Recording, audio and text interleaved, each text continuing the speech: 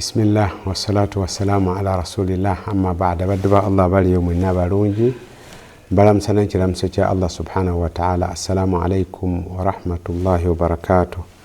Batugena maso ne hadithi zaffe ezikwata ku nsonga za maka. Olwaleero Imam Bukhari rahimahullah atusa ko hadithi ya Abu Huraira ngagamba Abu Huraira nti qultu ya Rasulallah inni rajulun shab.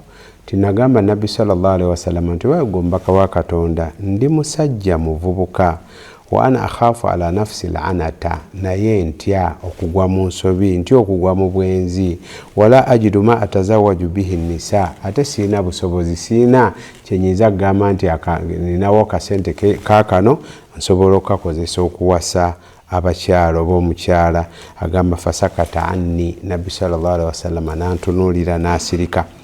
ثم قلت مثل ذلك نمدمو غوكبيري ناسريكا ثم قلت مثل ذلك نمدمو غوكساتو الى النبي صلى الله عليه وسلم ناسريكا agamba ثم قلت مثل ذلك نمدمو murundi ogwokuna ngera mugamba nti wayo gombaka wa Katonda ndi muvubuka ndi musajja muvubuka nti okugwa mu bukyamu nesirina kyenyinza kozesa kuwasa. Nagamba Nabi sallallahu alaihi wasallam namugamba ya Aba Huraira nti waye gwe Aba Huraira jifa alqalam bima anta laqi nti kalamu Katonda bwe yakutonda. Alo Nabbi alaza hadithi endala eraga nti omwana Adamu yenna nga ali mu lubuto lwa nnyina emyezi ena. Nabbi sallallahu alaihi wasallama kwe kubeera nti nno amulaga nti kalamu yawandiika n'ekala n'agamba nti fakhtasi ala dhalika au dhar nti oba oyagala kale weeraawe bw'oba oyagala beerawo mu mbeerayo. Kakati hadithi eno abantu abamu bagitunuulira nga balinga abalowooza nti eyinza okukkiriza okwawukanako ne hadithi zetusoose okwogerako okukkiriza omuntu okweraawa singa aba alina obuzibu nga yeetaaga abakyala ate nga talina busobozi buwasa ate nga tasobola kusiiba kuba Nabbi sallallahu alaihi wasallam yatuwadde okulaawo okuli okwa sharia nti siiba okusiiba tekujja kukkiriza okusiiba okutuufu kubeera nti ogwa mu bintu Allah subhanahu wa ta'ala bye yakugaana okukola.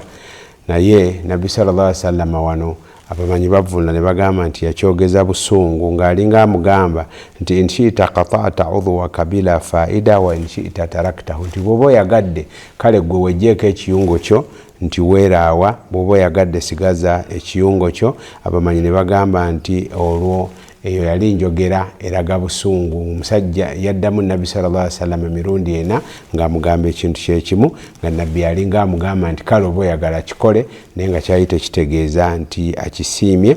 Era ne bagamba nti kifaananako mu Qur'ani aya 2 aya emu Allah subhanahu wa ta'ala yagamba nti waqulil haqqa min rabbikum yogera amazima waqul alhaqqu min rabbikum tibagambe nti amazima gava eri Katonda wammwe faman shaa falyu'min wa man shaa falyakfur. Abayagadde akkirize abeere mukkiriza, abayagadde akaafuwala awakanye. Allah yali tategeeza nti obukafiri bukkirizibwa wabula yali enjogera eyo yakulaga muntu mukyalowooza kikyamu eba abamanya abamu bagamba nti njogera yakukangavvula. Era nga mu aya endala Allah subhanahu wa ta'ala bwe yagamba nti i'malu ma shi'tum mwekolere ekyo byonna bye mwagala mubikole innahu bima ta'maluna basir. Katonda buli kye mukola akimanyi era akiraba.